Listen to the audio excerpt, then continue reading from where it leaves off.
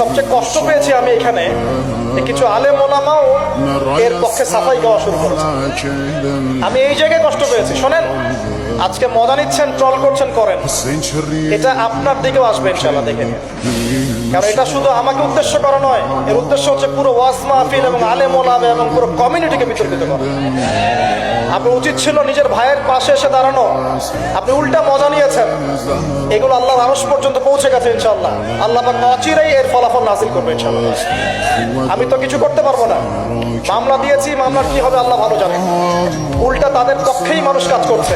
আমি শুধু এতটুকু বলছি, আল্লাহর কাছে হাত তুলে দোয়া করছে, আল্লাহুম্মা ইন্না নাজআলুকা ফি নুহুরিহিম ওয়া নাউযু বিকা মিন শুরুরিহিম, আল্লাহুম্মা কফিনিহিম বিমা শি'তা, আল্লাহুম্মা মুনজিলাল কিতাব ওয়া সারি'আল হিসাব, ইহজিমিল আহজাব, আল্লাহুম্মা ইহজিমহুম ওয়া জালজিলহুম। এই দোয়ার অর্থ যারা বুঝবেন জেনে নিয়েন যে আমি কি দোয়াটা করছি। আমি আল্লাহর কাছে দোয়া করছি, আল্লাহ পাক সত্যের পক্ষে থাকেন, মিথ্যার বিপক্ষে থাকেন। এখানে ইসলামের বদনাম হয়েছে, আলেমের বদনাম হয়েছে, এবং আল্লাহর দ্বীনের দায়ীদের গায়ে আঘাত এসেছে, ইউটিউবারদেরকে আঘাত করা হয়েছে, এবং মিথ্যা প্রপাগান্ডা চালিয়ে চরিত্র হনন করা হয়েছে।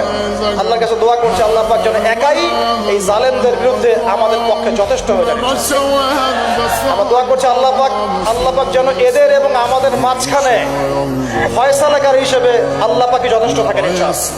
আল্লাহুম্মা মুনজিলাল কিতাব, আল্লাহ পাক কিতাব নাযিলকারী, সারি'আল হিসাব, দ্রুত হিসাব গ্রহণকারী, ইহজিমিল আহজাব, এই জালেমদের এই দলটাকে আল্লাহ পাক ভেঙে দিবেন ইনশাআল্লাহ। আল্লাহুম্মা জালজিলহুম, আল্লাহুম্মা ইহজিমহুম ওয়া জালজিলহুম, আল্লাহ পাক এদেরকে বিধ্বস্ত করবেন, এদের পাগুলোকে ভূমিকম্পের মতো কাঁপিয়ে দিবেন ইনশাআল্লাহ। নবী সাল্লাল্লাহু আলাইহি ওয়াসাল্লাম, লাস্ট কথা, নবী সাল্লাল্লাহু আলাইহি ওয়াসাল্লামের উপর অত্যাচার আসলে তিনি দুই রকম সুন্নাত দেখিয়েছেন। এক, তিনি মাফ করে দিয়েছেন। যদি ওরা ক্ষমা চাইতো আমি মাফ করে দিতাম, যদি ক্ষমা চাইতো আল্লাহর কসম মাফ করে দিতাম। ক্ষমা না আছে, উল্টা তারা মিথ্যা প্রপাগান্ডা চালিয়েছে, এর কোনো মাফ নাই ইনশাআল্লাহ। আল্লাহ রাসূল একটা সুন্নাত, তিনি বদদোয়া করেছেন, হাত তুলে তুলে বদদোয়া করেছেন, আল্লাহ অমুককে দেখে নিও, তমুককে দেখে নিও, তমুককে দেখে নিও। আজকে আমি মাজলুম, আমরা মাজলুম, শুধু সেই বদদোয়া আল্লাহর কাছে করছি। অচিরেই দেখে নেবেন তাদের কি পরিণত হয় ইনশাআল্লাহ। আমরা কিচ্ছু করবো না, কিচ্ছু বলবো না, আল্লাহর পক্ষ থেকে কি ফয়সালা হয় খালি দেখে নিন ইনশাআল্লাহ। আর আল্লাহর দ্বীনের শত্রুতা করে, দ্বীনের দায়ীদের সাথে, আলেমদের সাথে শত্রুতা করে কোন জালেম, কোন ফেরাউন, নমরুদ এই দুনিয়াতে টিকতে পারে নাই, আগামীতেও পারবে না ইনশাআল্লাহ। আর কিছু বলার মতো মন মানসিকতা আমার নাই।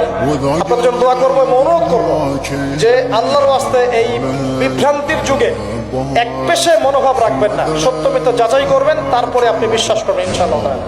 আর বিশ্বাস করবেন আল্লাহর পথে দায়ী আলেম, মুহাদ্দিস, মুফতিরা কোনোদিনও দিনের অকল্যাণে কোনো কাজ করে না।